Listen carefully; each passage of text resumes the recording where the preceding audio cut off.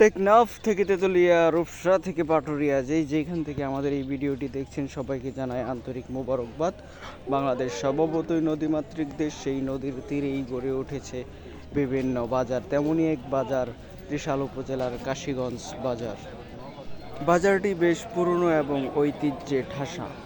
ঈদুল আজহা উপলক্ষে কাশীগঞ্জ বাজার মাদ্রাসা মাঠে এক বিশাল গরুর হাটের আয়োজন করা হয়েছে। এই হাটে মানুষজন ভিড় করেছে কেনার জন্য, বিক্রয়ের জন্য। দেশের বিভিন্ন স্থান থেকে পাইকাররা এবং গৃহস্থরা তাদের পালিত গরু নিয়ে এসেছে এই বাজারে কুরবানির পশু বিক্রয়ের জন্য। আমরা দেখলাম একজন ছাগলের পাইকার, যিনি বসে আছেন হাসিমুখে ছাগল বিক্রি করার জন্য। তার সাথে আমরা কথা বললাম, বেশ ভালো লাগলো।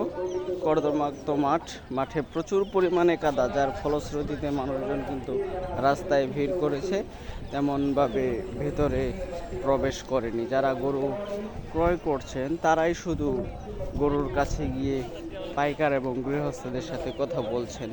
প্রচুর পরিমাণে কাদা থাকার কারণে আমরাও কিন্তু ভিতরে তেমন সুন্দরভাবে প্রবেশ করতে পারিনি। আমরা আপনাদেরকে তারপরও দেখানোর চেষ্টা করেছি।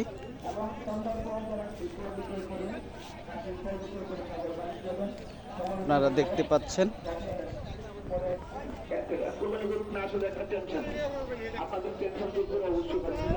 ছাগলের বাজার। প্রচুর পরিমাণে খাসি কিন্তু এই বাজারে উঠেছে এবং বিক্রিও হচ্ছে প্রচুর পরিমাণে।